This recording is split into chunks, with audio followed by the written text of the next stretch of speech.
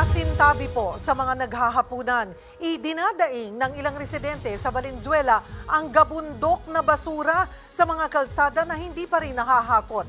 Nilalangaw na ito at nakakaapekto na sa kalusugan at negosyo. Nasa frontline ng balitang yan, si Ria Fernandez. May nakatutok ng CCTV at may signage pa na bawal magtapon. Pero sako-sakong basura pa rin ang nakatambak sa kantong ito ng Barangay Malinta sa Valenzuela City. Ang dami tuloy langaw dahil sa halo-halong plastic, kitchen waste at iba pang dumi. Di tuloy maiwasan ni Liza na mag-alala dahil tapat lang nila ito at nagtitinda rin siya ng mga pagkain. Hindi po maganda yung amoy, yung parang marumi po siya.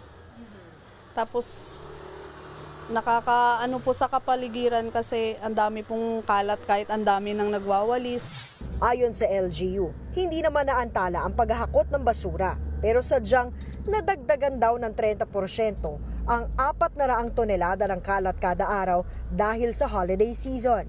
Ang mga parties left and right, ang nangyari dyan, hindi na nila mismo yung mga residents nasusunod at linalabasan nila kaagad. Pag kami naka-operate kami kaagad first week of the year.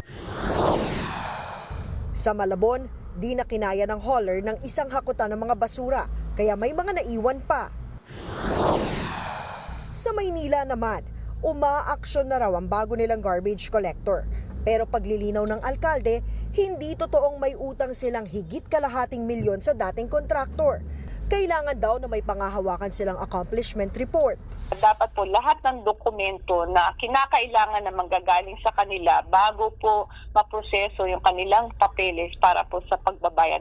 2,000 pa o higit 2 dekada ng may batas para sa maayos na paghihiwalay at pagtatapon ng mga basura.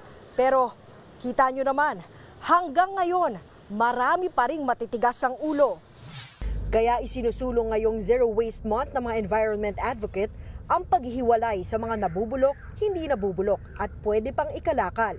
Kasi kailangan lang natin siya i-proseso na maayos, i-compose or gawin pataba sa lupa kasi the moment na mapunta ito sa dump site or sa landfill, magke-create siya ng emissions na tinatawag na methane gas at kaya lalong tumitindi yung ating global warming. Hindi lang pamahalaan o isang grupo ang may responsibilidad sa mga basura dahil bawat isa sa atin dapat parte ng solusyon. Nagbabalita mula sa Frontline, Ria Fernandez, News 5.